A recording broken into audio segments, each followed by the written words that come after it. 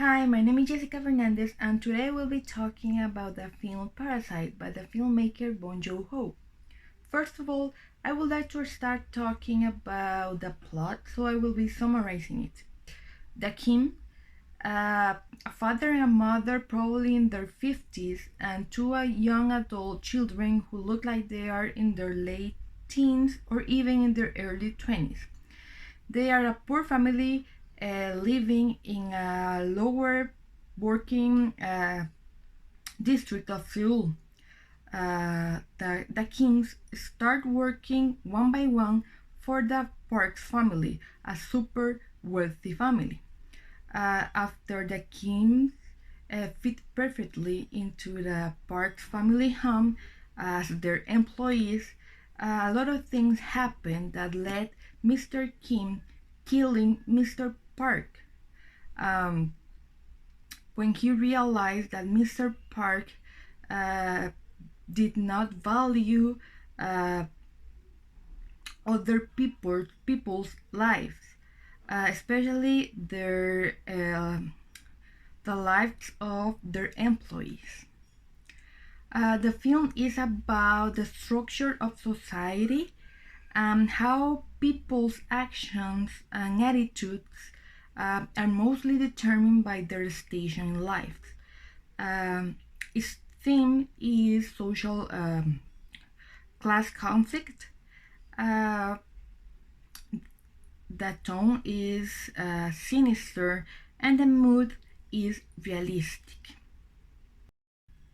Okay, after knowing a little bit more about what the movie is about, its theme, tone, and mood, it's time to analyze this movie using a criticism approach. So I will be using the Marxist criticism approach.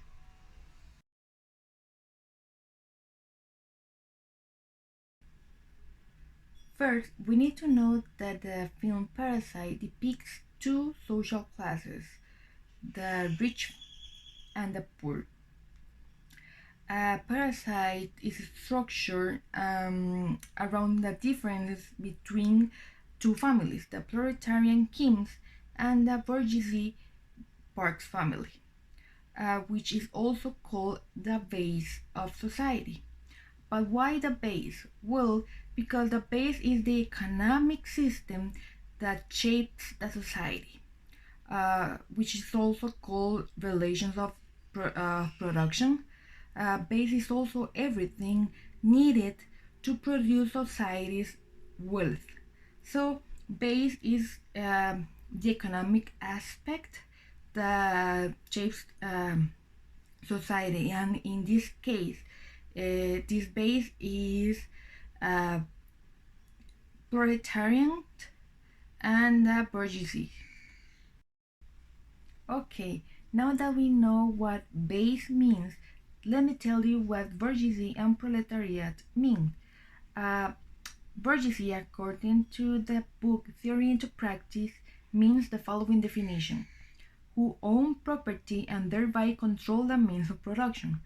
So the Park family represents in this film the bourgeoisie. And why? Because they have everything. They have a beautiful house, a beautiful car. The father has a good job with a good income. They have employees that do everything for them. On the other hand, proletariat, according to the textbook Theory into Practice, means the following: the workers controlled by the bourgeoisie and whose labor produces their wealth. The Kim family represents in this film the proletariat. And why? Because they are the employees of the Park family. They do everything for them. So, and they must obey the Park family rules. So, they represent the proletariat in this film. Another concept that we can find in this film is commodification. Um, this commodification means, according to Theory into Practice book, the following definition: an attitude of valuing things not for their utility, use value, but for their power to impress other sign value. So I think that in this film, Mr. Park represents commodification. And why?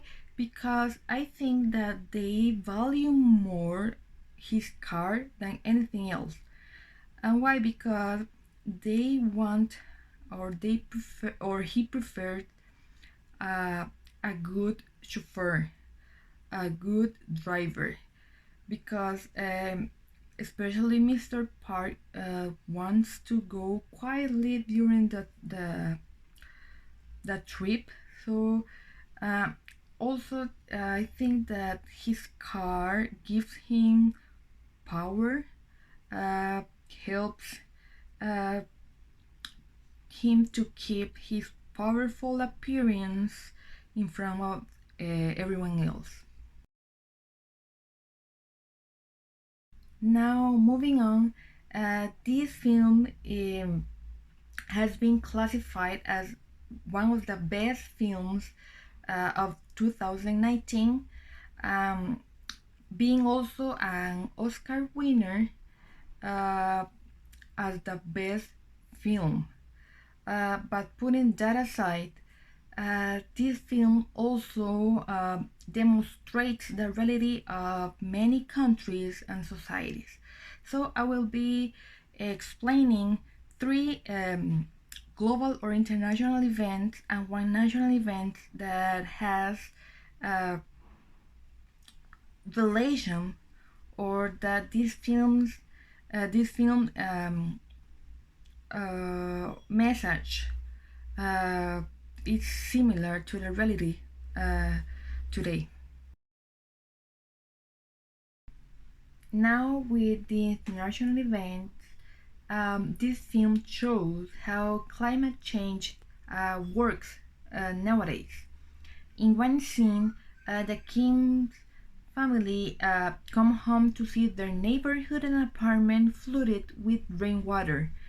According to National Geographic, precipitation, rain, and snowfall um, has increased across the globe on average, yet some regions are experiencing more severe drought, increasing the risk of wildfires and the loss of crops.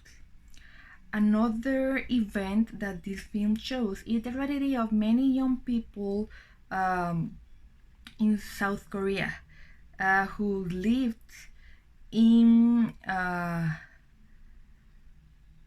banjihas. And for those that do not know what banjihas are, they are the place in which the Kim's family lives. Basically, is a basement, a small basement. Thousands of young people live there because they have to work hard, hope for a better future.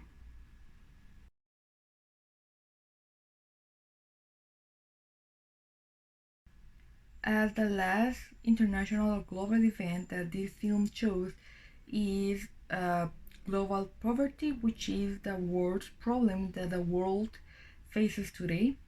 The University of Oxford says that the poorest in the world are often hungry, have much less access to education, regularly have no light at night, and suffer from much poorer health. The Kim family lives in poverty. They have to live in a basement, which is also banjihas. Um, Before working for the Park family, they did not have money at all.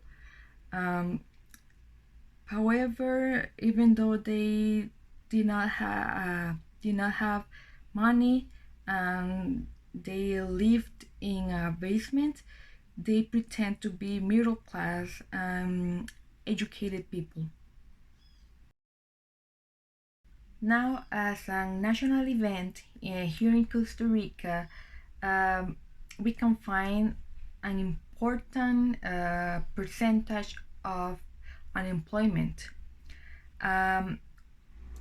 which is around 309,000 people without a job, which 9.6 percentage are men and 16.7 percentage are women, according to INE Costa Rica. In relation to the film, it shows an unemployment family, which is the Kim's family, being this the reality of many families around the world.